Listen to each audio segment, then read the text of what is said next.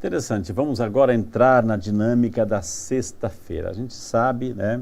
Eu começo assim perguntando para o Sérgio, né? Para o Sérgio, quero uma resposta urgente e imediata, Sérgio. Não pensa, não titubeia, responda exatamente rápido. Que hora que é a missa na sexta-feira? Não tem missa. Né? Não tem missas. 10 para o Sérgio, né? Tá prestando atenção. Agora ele está esperto, hoje, gente. Agora ele está super atento ao que está acontecendo. Não tem missa. Na sexta-feira é o único dia do ano. O único dia do ano que não tem missa. Né? Não tem missa. Por quê? Por que, Frei, que não tem missa? Porque na missa, toda missa a gente celebra paixão, morte e ressurreição. Como que eu vou celebrar a ressurreição? Como que eu vou celebrar a ressurreição? No dia em que Jesus morreu, né? E não ressuscitou. Né? Então, não tem missa naquele dia. Né? Então, Mateus, vamos lá. O que vai acontecer na sexta-feira? Dá um resumo na sexta-feira. Ô Frei, só queria fazer um ponto interessante de um padre amigo meu, que ele era do rito católico, do rito romano, né? Só que existem vários ritos na igreja, e um dos ritos desses é um rito que ele participa hoje em dia, que é na diocese dele, que é em Milão, ok? E lá no rito deles, não existe, na sexta-feira santa não se realiza nada, não tem nem mesmo às 3 horas da tarde. Aí ele prometeu para Deus, que falou, quando eu for padre, vou celebrar todo dia. E na sexta-feira também, mas quando ele foi para esse rito, falou, agora eu dancei, não consigo mais.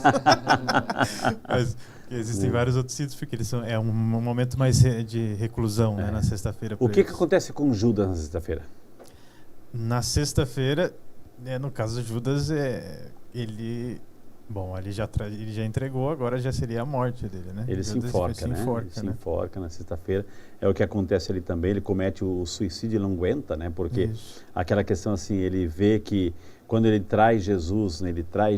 Isso foi aquela passagem, ele traz Jesus, ele vende Jesus por 30 moedas, enfim, Jesus é preso, etc, né?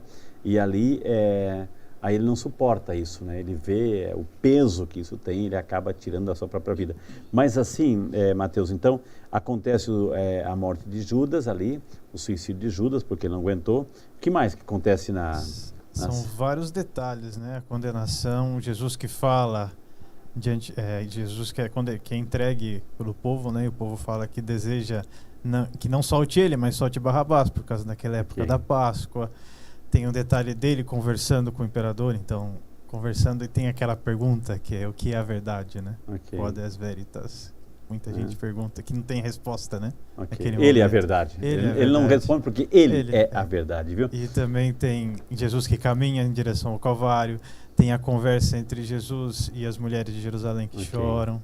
Tem o encontro dele com Nossa Senhora. Então, você já está lá na frente, já está na frente, né? Já está, deixei falar, agora está lá, né? Doutor Paulo, né? Vamos lá.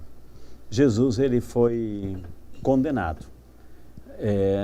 Na noite da quinta-feira, que já era sexta, né? Porque é uma forma diferente de contar o dia né? E Jesus, Judas dá o beijo. Os soldados levam Jesus, tem aquela reação que né, Pedro reage, corta a orelha de um soldado de nome Malco, enfim, e Jesus pede para Pedro não fazer isso, porque quem com ferro fere, com ferro será ferido. E aí todos os discípulos fogem, Jesus fica sozinho, enfim, e aí Jesus é levado, né? E o Senhor escreveu um livro, né? A Paixão de Jesus, narrada por um médico cristão, né? Então, posso perguntar a você, como é que foi o julgamento de Jesus, né? Como é que foi assim, o que aconteceu naquele momento ali, para onde Jesus foi depois que Judas o beijou? Bom, Frei, eu peço licença para voltar um passinho atrás. Claro, né? Por favor. Quando Jesus se recolhe com os discípulos até o Horto das Oliveiras, né? Ele faz o que qualquer um de nós faria em situação de dificuldade, né? Se isola de modo introspectivo e se une ao Pai em oração, né? E ali dá para imaginar, muito bem ainda descrito no caso do Evangelho de Lucas, que Jesus entrou numa extrema agonia, né? Num sofrimento tremendo, por conta de ter plena consciência de tudo que ele passaria, né? É o ponto de suar sangue, né? Exatamente, né? Então Lucas coloca muito bem esse fenômeno, que é um fenômeno médico, um fenômeno real, chamado hematidrose, né? Isso acontece numa situação... Suar sangue. Isso acontece numa situação de extremo estresse. Existem alguns relatos médicos, poucos, mas existem, né? E todos relacionados a situações de angústia, de estresse tremendo. Existe uma ruptura dos vasos sanguíneos, dos capilares sanguíneos da pele. Jesus viu essa realidade. Por exemplo, assim, existem alguns países que têm a pena de morte, por exemplo, assim, e estão lá os presos isolados esperando o seu dia. Quando chega o dia da sentença, pode acontecer isso, doutor, ou seja, acontecer em qualquer pessoa vivendo esse estresse extremo, né, numa situação de uma dor profunda, de uma angústia, de um perigo eminente, assim, a pessoa ainda hoje pode ter essa ruptura, essa hematidrose, doutor, suar sangue? É um fenômeno perfeitamente possível de acontecer, sim, mas relacionado a um estresse absurdamente extremo, né? Impensável até, né? Então, Jesus suou sangue e essa condição de suar sangue fez com que ele tivesse a sua pele com uma facilidade muito maior para sangrar, né? Por qualquer traumatismo, né? Eu até comparo com pessoas que tomam aspirina ou que tomam corticoide há muito tempo, que ficam com aquelas manchas no braço, qualquer esbarrão já...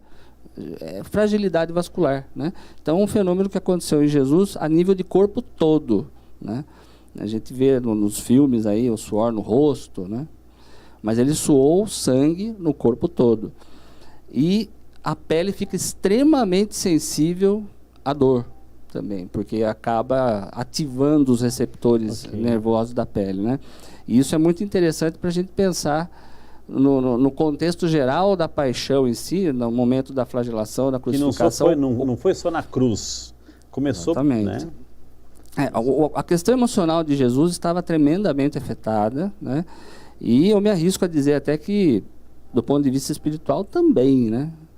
Porque eu tenho que considerar que Jesus... Sabactani, né? Exatamente. Então, Jesus, para passar pelo Vale da Morte, ele tinha que se desligar da sua natureza divina, porque Deus não morre, né? Talvez até esse desligamento tenha acontecido já no Horto das Oliveiras, para que ele experimentasse como homem, plenamente como homem, todas as dores da paixão. Foi, né? Verdadeiramente homem, verdadeiramente Deus, completo. Exatamente. Então eu creio que esse aspecto psicológico também abalou, afinal de contas, ali havia um homem. Né? Agora, que sabia exatamente o que passaria. Esse né? efeito, doutor, da hematidrose, do suar sangue que Jesus vivenciou no Horto das Oliveiras, ou seja, os discípulos ficaram lá, Jesus pediu para vigiar, eles não vigiaram, ficaram dormindo e Jesus estava naquela agonia, vivendo aquela agonia naquele momento, assim. Isso demorou no sentido assim, suou o sangue, o corpo inteiro ficou molhado de sangue, né? Isso é um efeito que passa logo ou os discípulos perceberam isso, doutor? Os discípulos estavam isolados e muitos deles dormindo, né? Então, assim, não tem no relato de Lucas, não fala o tempo que durou o processo em si. Mas mesmo que ele tenha sido de curta duração, ele já foi suficientemente capaz de gerar uma condição de desidratar o corpo até, né? Tá? Sem contar que depois, no decorrer da paixão, Jesus provavelmente foi mantido em jejum, tanto de água quanto de comida. Então, uma série de fatores aí, né, que vão se somando. Esse efeito, né, a desidratação, a hematidrose, que é o suar sangue, perdeu muito sangue ali, e aí logo em seguida ele foi preso, né? Logo em seguida chegou Judas. Judas beijou, e aí veio a cavalaria toda para levar Jesus. Mais um golpe emocional, com o beijo da traição, né? E o que eu acho fantástico é que, mesmo em meio a uma situação tão controversa, tão violenta, né? Porque a hora que Jesus é beijado, ele é identificado como aquele que deveria ser preso, ele é capturado, e em meio a isso ele ainda cura a orelha de Malco, né? Então ele ainda pratica mais um milagre ali, ele ensina os discípulos mais uma vez, né? Falando para Pedro, guarda a espada, né? Então, tudo isso aí é uma coisa muito interessante de se refletir, né? Mesmo na maior adversidade, Exato. você ainda tem espaço para fazer, o bem. Exatamente. Fazer o bem, né? E aí Jesus é levado preso, ele vai lá para Anás, né? O sacerdote que era o sogro de Caifás, né? Então aquele jogo de empurra-empurra, enfim. Anás era o chefe, né, do Sinédrio. O que era um Sinédrio, doutor? O Sinédrio era o conselho dos anciãos, né? Então se reuniam ali o sumo sacerdote com os anciãos da época, os aristocratas da época, né? E eles que tomavam todas as medidas ali políticas, sociais, enfim, né? Econômicas. Exato, né? Era né? a elite da época, né? Um conselho tem 71 líderes, né? 71 formavam parte desse Sinédrio. E aí, como os judeus não podiam matar, né? Os romanos, que era, né? Eles tiraram dos judeus essa capacidade esse poder de matar. O judeu podia fazer, apedrejar eles faziam, né? E como faziam bem apedrejar? Sempre estavam com pedra nas mãos, os líderes, mas não podia matar. Então aí eles montaram todo um aparato, montaram todo um julgamento com falsas testemunhas, enfim. Mas é interessante, Jesus foi lá para Anás, depois foi para Caifás, o genro, e aí ficou preso, né? Ficou preso lá, interrogado, enfim. E aí, doutor, né, Jesus começou o julgamento romano, né? Julgamento romano. Jesus era considerado uma ameaça religiosa perante os judeus, porém, isso para os romanos era absolutamente indiferente, né? Uhum. Então, quando Jesus foi levado a Pôncio Pilatos, ele foi levado como um agitador político, né? Que poderia estar ameaçando o poder de Roma, do imperador e tudo mais. Então, foi feita uma articulação entre os judeus ali para levar essa questão para Pilatos.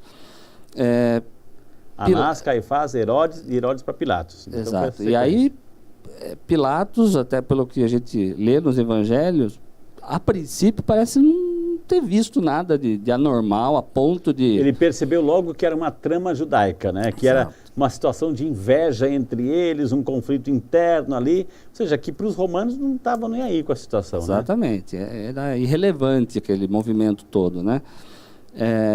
Então ele via em Jesus um justo, né? Mas provocar por Pilatos. Conta de toda a pressão, né, imposta ali pelos judeus, ele se viu numa condição de ter que tomar uma atitude.